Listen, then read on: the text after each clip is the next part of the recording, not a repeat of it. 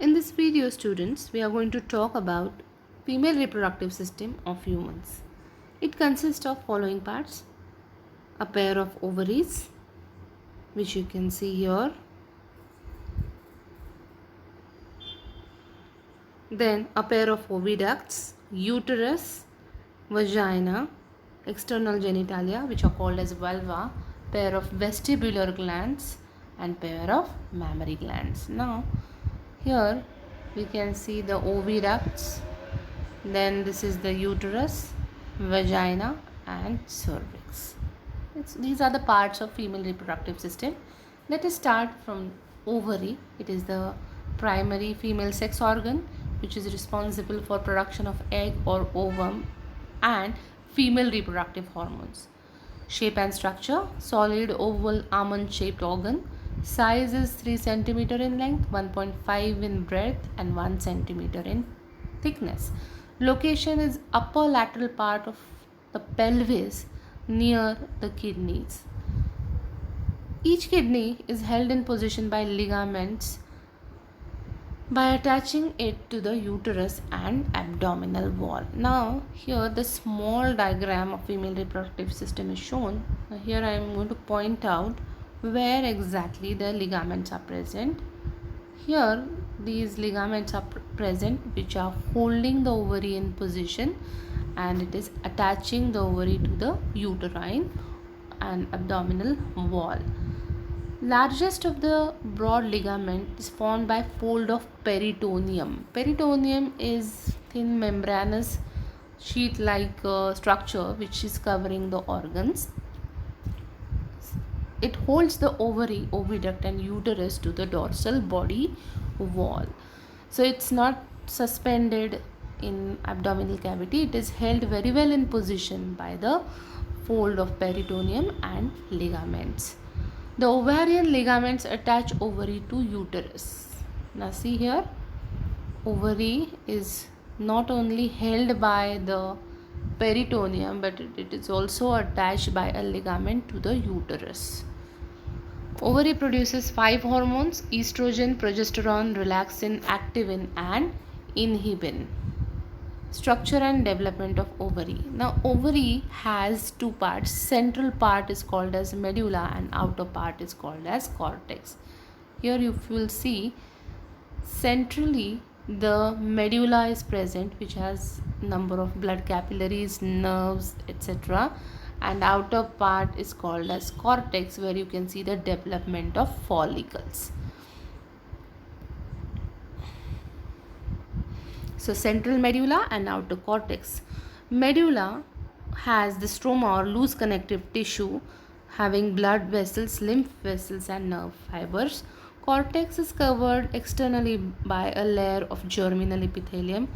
Outer cortex is more compact and granular, shows a large number of tiny masses of cells called as ovarian follicle. Just now we have seen in the diagram, the ovarian follicles are developing, growing in size and forming a mature Graafian follicle.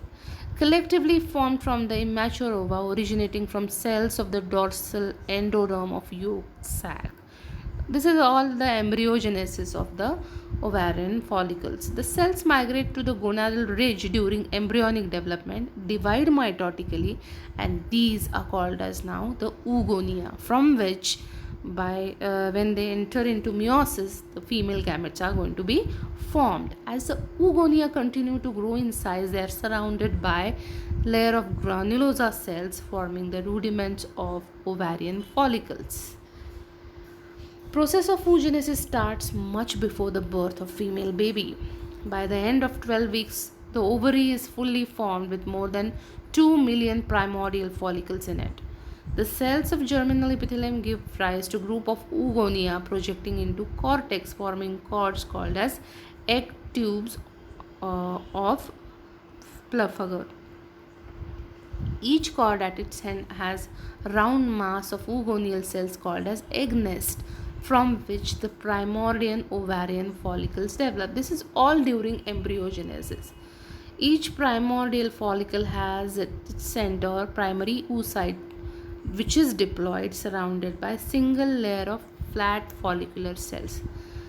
Primary oocytes start with its meiotic division but gets arrested at meiosis 1. Now see, this gamete formation is not a continuous process in females. It starts much earlier, before birth, but the process is stopped at a stage. It is at meiosis 1.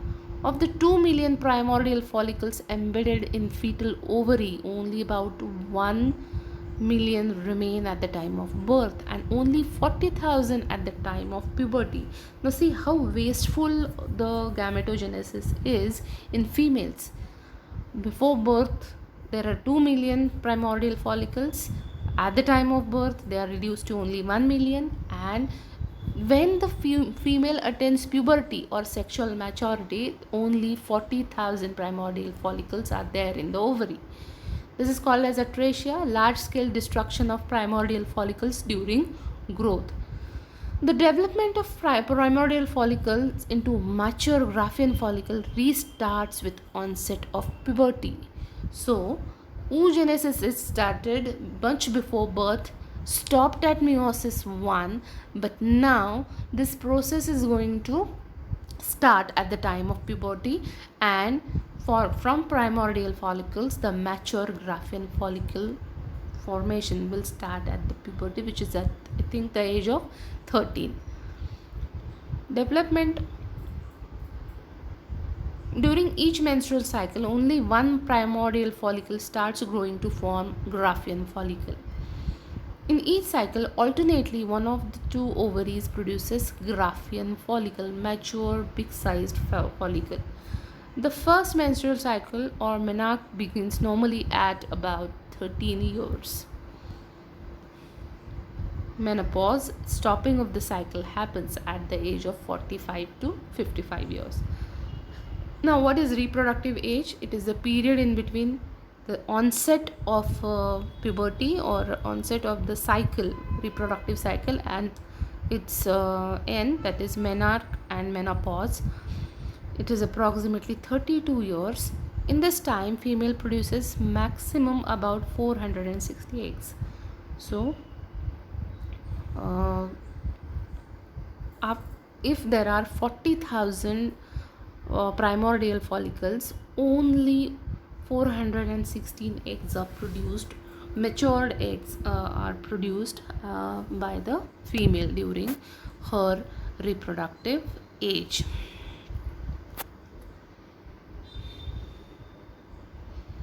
Ovarian histology of mature female. Now here the histological structure of ovary is seen.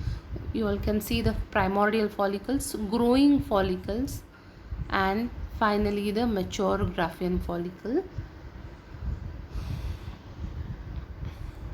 Changes are seen in a mature ovary.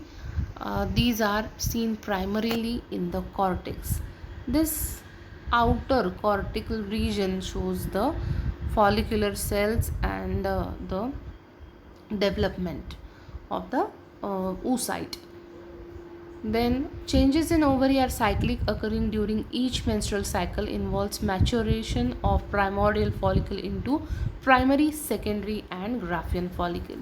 Each primary follicle has multi-layered cuboidal follicular cells. Then stroma cells add theca covering over the follicle. Now see here you can see the primary follicle. It has the cuboidal flat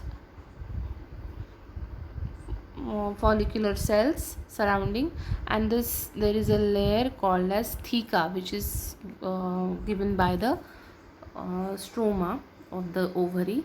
Now, because of addition of this layer, this primary follicle changes into secondary follicle. There is the growth of oocyte and granulosa cells also increase in number. As the development is going on, oocyte also grows in size, and these follicular cells which are surrounding the oocyte, they are also increasing in number, and they start producing hormone estrogen. The secondary follicle grows into Graafian follicle by addition of more follicular cells. This process of maturation of follicles takes place. They begin to move towards the surface of ovary, and now these follicles enclose a cavity called as antrum. Graafian follicle presses against the wall of ovary, giving it a blistered appearance. Now, here a little bit of swelling is seen, blistering is seen.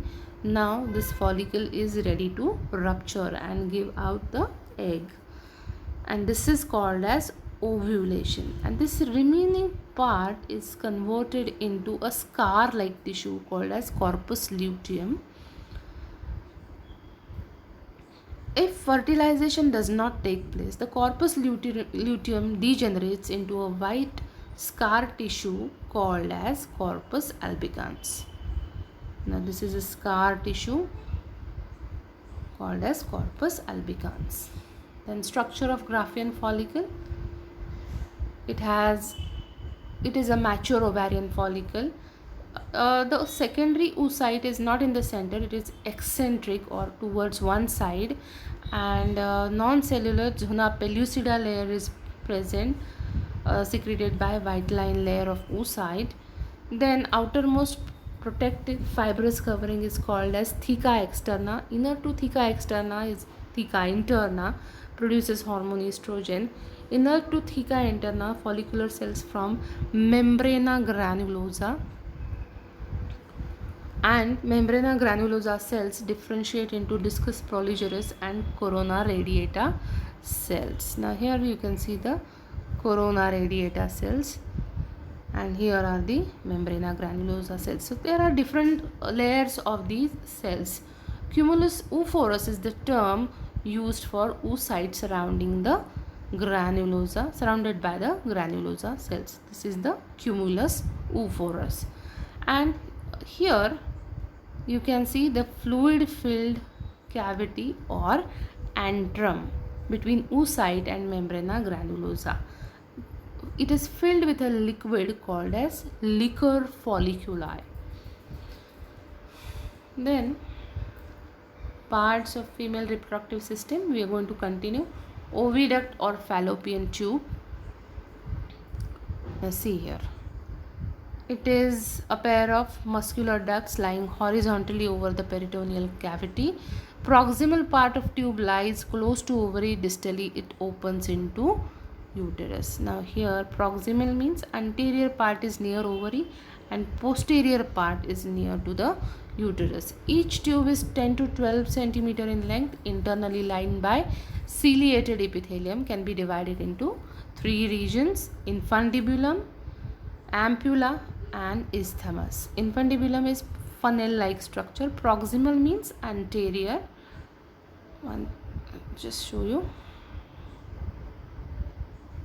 Anterior region where it has a funnel-like structure. This is the infundibulum. It has an opening called as ostium, surrounded by many finger-like processes which are called as the fimbriae.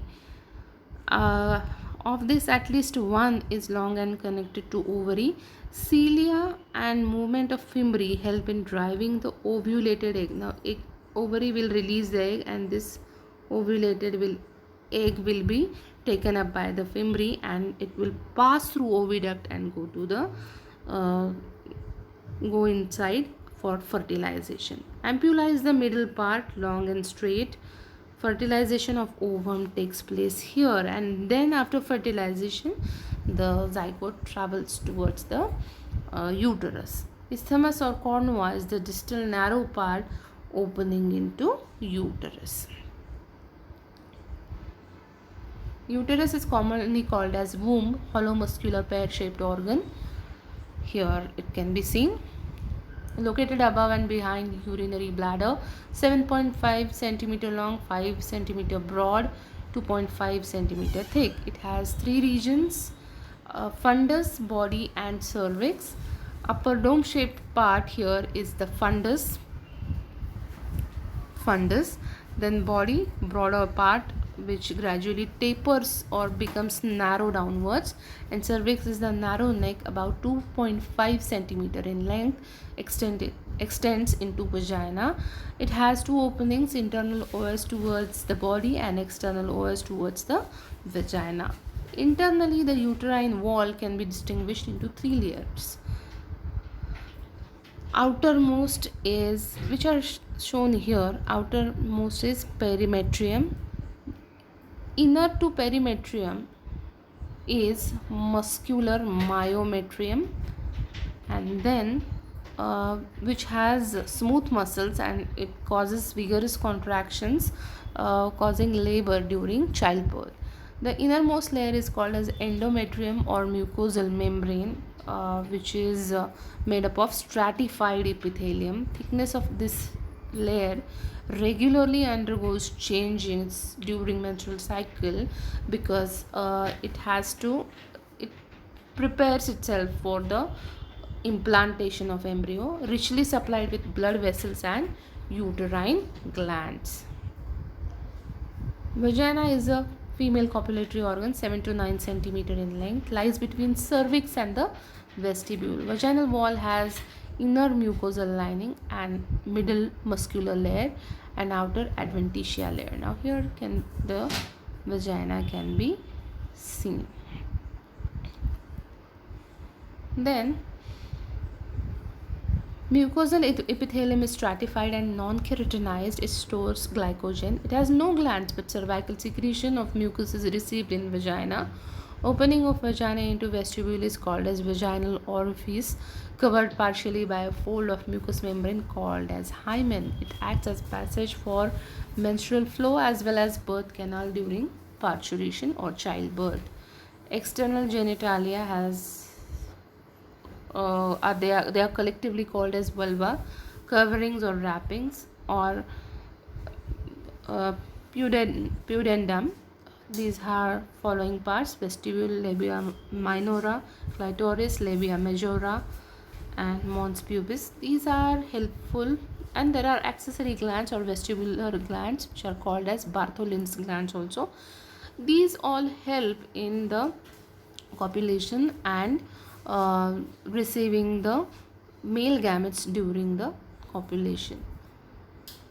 Then lastly are the mammary glands, which are organs of reproductive system but accessory organs which are for production and release of milk after parturition or childbirth. These are rounded structures present in the subcutaneous tissue in the thoracic region, anterior thoracic region, from second to sixth rib. Modified sweat glands development occurs at puberty under estrogen and progesterone. Lactotropic LTH or prolactin helps in development of lactiferous tubules during pregnancy. Each contains fatty connective tissue, numerous lactiferous ducts. The glandular tissue of breast is divided into 15 to 20 irregular shaped mammary lobes. Now here the lobes can be seen, and here are the lactiferous glands. Many mammillary ducts join to form a wider mammillary ampulla which is connected to lactiferous duct converging towards the nipple located near the tip of the breast. Nipple is surrounded by a dark brown colored circular area called as areola. So these are nutritive in function. After the childbirth, the young ones need to be feeded by the mother's milk, and these glands are helpful in the process.